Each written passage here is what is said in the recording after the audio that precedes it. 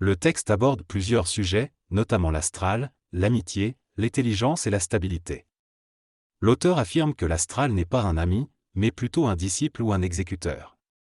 Il mentionne l'importance de communiquer avec l'astral, bien que cela n'ait rien à voir avec une relation amicale. Il souligne également le lien entre les blagues et la psychologie astrale, et évoque l'idée selon laquelle les êtres humains agissent généralement lorsque les choses vont mal. Il mentionne des problèmes tels que le suicide juvénile et le décrochage scolaire, et critique la recherche de stabilité dans la spiritualité. L'auteur s'interroge sur le rôle de l'ego dans l'intelligence et exprime sa perplexité quant au manque de résistance de l'intelligence face à l'ego.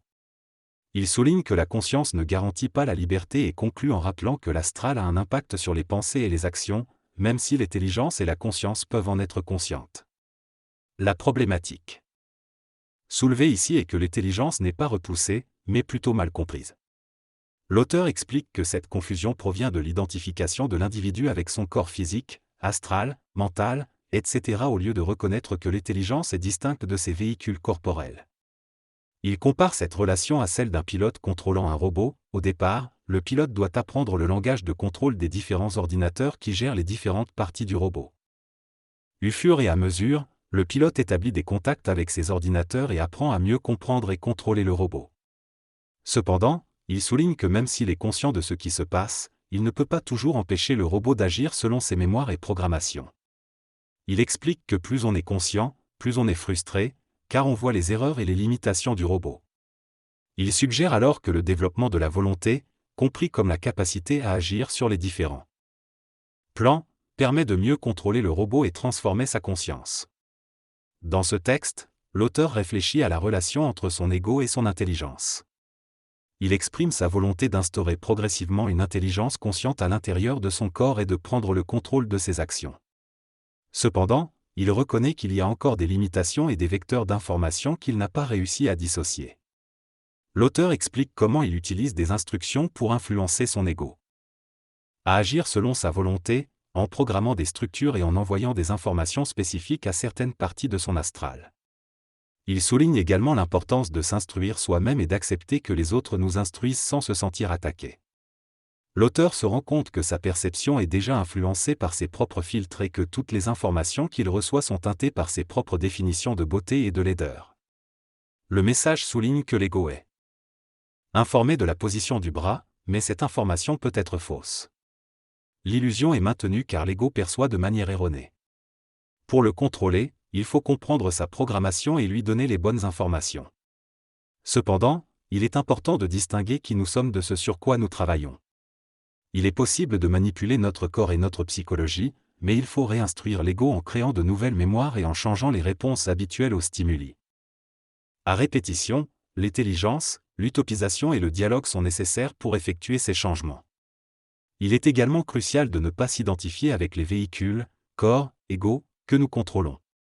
Enfin, il est important de reconnaître que parfois ce que nous disons dépasse notre pensée, et il faut alors clarifier notre intention. Il est préférable de se concentrer sur ce que l'autre veut exprimer plutôt que sur ce qu'il a dit réellement. L'humain peut ainsi éviter de se faire piéger en accordant trop d'importance à ses propres mots plutôt qu'à ses véritables intentions.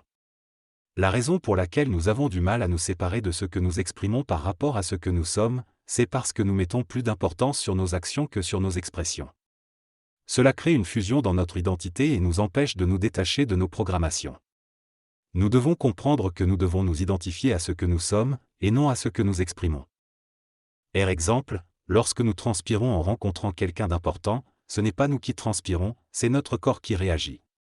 Nous devons cesser de communier avec nos expressions et nous concentrer sur notre véritable identité. Le processus de reprogrammation de nos comportements et de nos réactions demande de parler le langage des micro-ordinateurs, qui est le langage de l'astral. Il est important de ne pas rationaliser ou psychanalyser nos actions, mais plutôt de comprendre les mécanismes énergétiques qui les sous-tendent.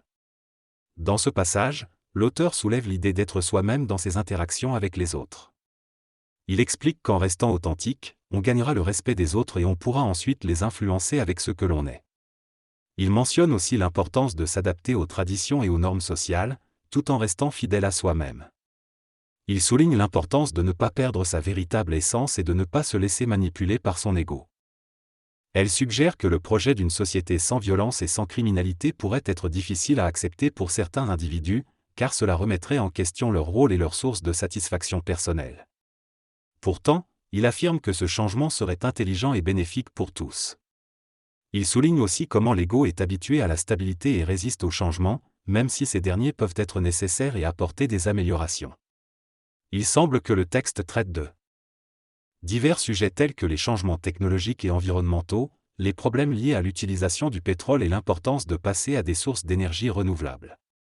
L'auteur souligne la résistance au changement chez les humains, ainsi que les intérêts financiers des grandes compagnies pétrolières. Il mentionne également les problèmes de pollution et de réchauffement climatique, ainsi que les différentes cultures et modes de vie, notamment celui des Esquimaux. L'objectif principal semble être d'encourager une transition vers des énergies plus durables et de remettre en question le monopole des compagnies pétrolières.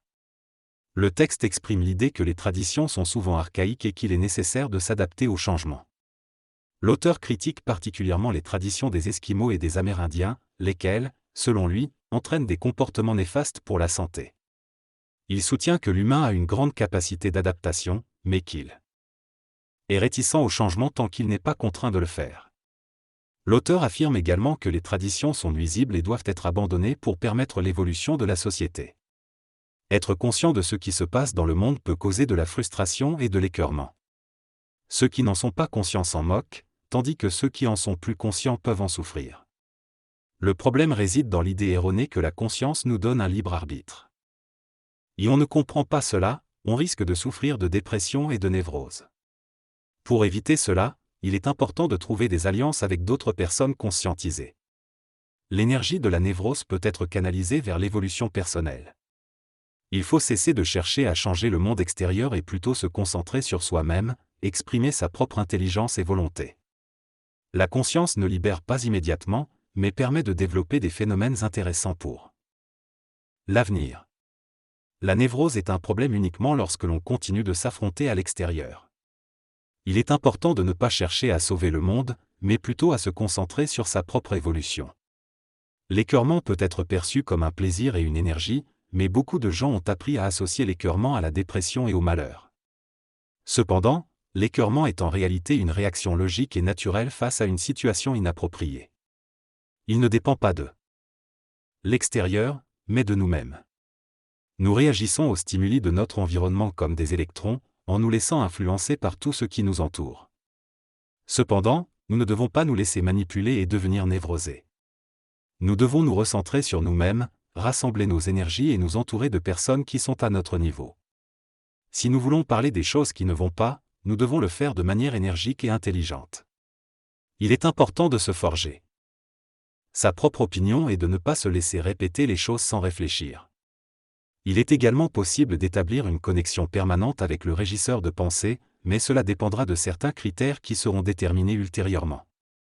Il est normal de ressentir de la peur ou de l'incertitude face à ce changement, mais nous devons avoir confiance et être prêts à s'amuser dans ce processus.